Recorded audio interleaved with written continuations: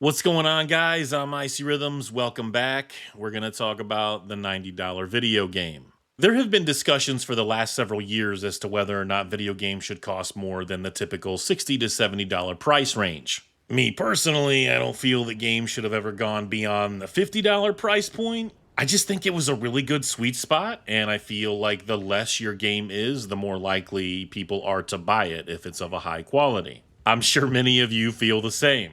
And when we switched to $60, I felt like maybe that was asking a bit too much for what was being offered. As a little bit of time had passed, I was like, all right, some of these games look and play the $60 part, and a $10 jump didn't seem like the worst thing in the world. Here we are, coming up on the halfway mark of 2025, and Nintendo and Microsoft have decided the quality of their games have somehow made several generational leaps, and they want to charge you even more money. And I shouldn't have to say this, but it's not going to stop there. I once used the dollar an hour method to determine whether or not my money spent was justified with whatever game I was playing. That is a very flawed measuring system with too many games to judge, and that's why I feel it only works less than half the time. And why is that? Well, the biggest reason is because around 90% of the industry is just pure slop, and I realize a good chunk of that is my opinion, but I stand by it. The other reason is many forms of entertainment are a lot like the later seasons of The Walking Dead. And video games, of course, being included, are no exception to that. Some games have a really good strong start, and then you do about 60 to 80% filler nonsense, and then finally circle back around to the good stuff. The meat and potatoes, if you will. Very few games have the gameplay, the visuals, and the atmosphere to keep you engaged the majority of that time. And that's why I say the dollar per hour system isn't the best way to determine whether or not a game is worth full price. So if Doom, Elden Ring, and GTA are like season one of True Detective, stuff like Assassin's Creed, Starfield, Far Cry, those are Walking Dead. So some of you may be asking, well then what is worth 60, 70, or more?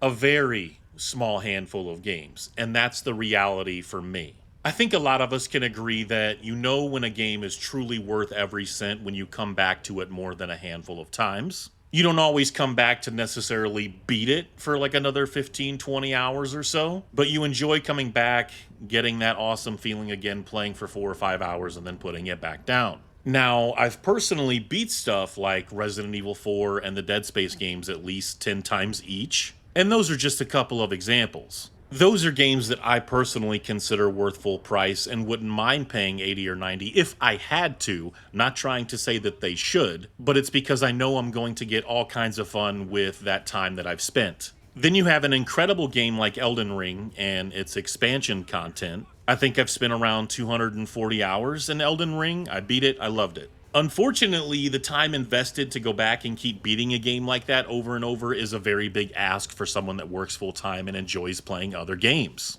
So, what about those shorter games where it's like 15 to 20 single player only experiences that you beat once and it's over?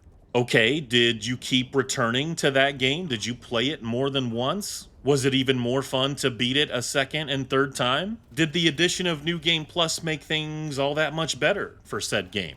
If the answer to those things is yes, I went back more than twice, I beat it several more times, then a game is probably worth more than the asking price and possibly more. Let's take the new Oblivion Remastered that recently shadow dropped across many platforms as an example for myself.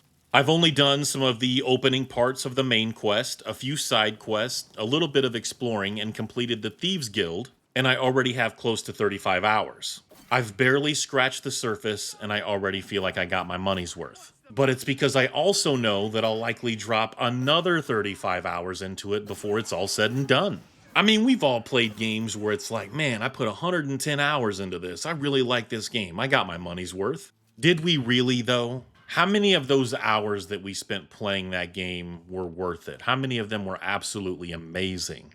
Were you always finding something new and interesting to do and explore? Was it fun to do and explore those things, or did you just feel like you were going through the motions? Those are questions that we should be asking ourselves when we spend full price on a game, and definitely if these guys are going to start trying to charge us 80 and 90 bucks. There's another way that you can look at whether or not spending full price or the inevitable $80, $90 is worth it. Everyone doesn't do this. I'm not encouraging this. I'm not saying that everyone should be as wasteful, but some of us have definitely bought a game on more than one platform. That could also be an indication that you don't mind spending over the current asking prices for games. I know that I'm guilty. Again, I'm not encouraging it. I'm just saying that it has been done.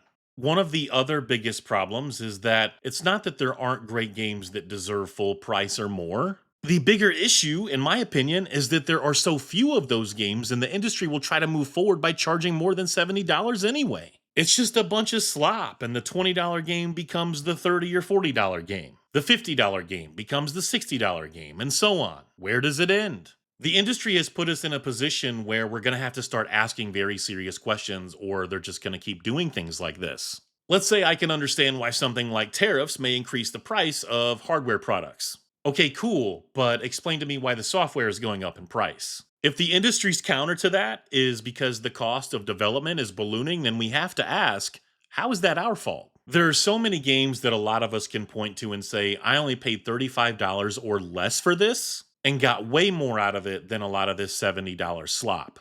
They said similar things about the cost of development going up to $60, and then they used the same excuse for $70. How many games are released in a generation? I'll tell you now, it's more than ever before. We have so many games to play, it's insane. And once you figure out how many games actually come out, then start asking yourself how many would you consider that are actually worth anything close to those asking prices. Yeah, man, that cost of development always seems to be on the rise, but the quality stays the same in many cases or is a lot worse. If you're going to say our games are going to cost 80 bucks, 90 bucks, 100 bucks, then we want to see better results. Period. You may not like some of the games that I've talked about in this video as examples or put on display, but many people do, and for better or worse, set the bar really high for the rest of the industry.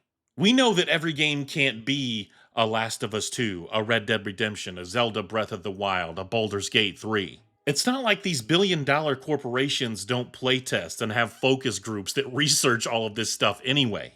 Let's not pretend that they're entirely clueless about what makes a quality game and what bars have been set for visuals and gameplay in this industry. But we're also not going to make the mistake of thinking that the majority of the industry is capable of making some of those aforementioned games. We know that's not going to happen. Your expectations will rise, but the quality will only get worse in a lot of cases, and they'll still charge you $80. It is time to start asking why they claim the cost of development continues to go up, but the majority of titles don't look or play as well as the stuff that we've had over the last couple of generations, and beyond for that matter. A really great example that I feel like I can give, Far Cry should not cost the same as Red Dead Redemption. The development cost as well as the asking price for consumers. Those two games are nowhere near the same level of quality for my money, and I think most people can see that. And I'm sure a good chunk of you watching this video now have seen the GTA 6 trailer 2 that was released today, May 6, 2025. How many other games are doing what that game is doing? Let's be serious here. We got EA out here, still charging what they've always charged for Madden, and I swear to you, it still doesn't play as well as older NFL 2K games. Remember disastrous games like Avengers? Sold full price to customers like that was on some level with Spider-Man from Insomniac or the Batman Arkham games from Rocksteady. And I can flip that on its head too.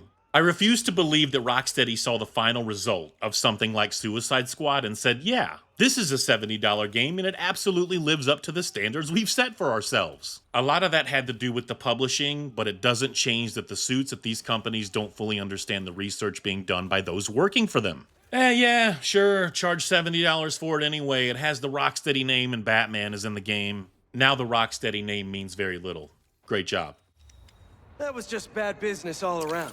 You're only as good as your last game in this industry, and I know that there's exceptions to that as well. I bought Suicide Squad on Steam a couple months back when it was like $4 because that's likely what it's worth. A lot of this slop, guys, that we see for 60, 70 bucks, these companies don't make games that are worth more than 30. I'm not trying to tell you what you should do with your money as much as I'm trying to tell you that we need to think twice. Think twice before bending over and just taking it if these prices continue to go up. Gaming isn't a cheap hobby, and it never really was, but it doesn't need to reach these levels of ridiculousness when the quality simply doesn't justify it. I'm not even going to discuss Clair Obscur Expedition 33 in this video.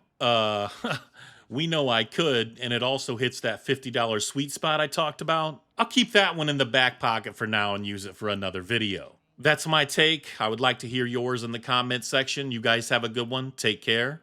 Peace.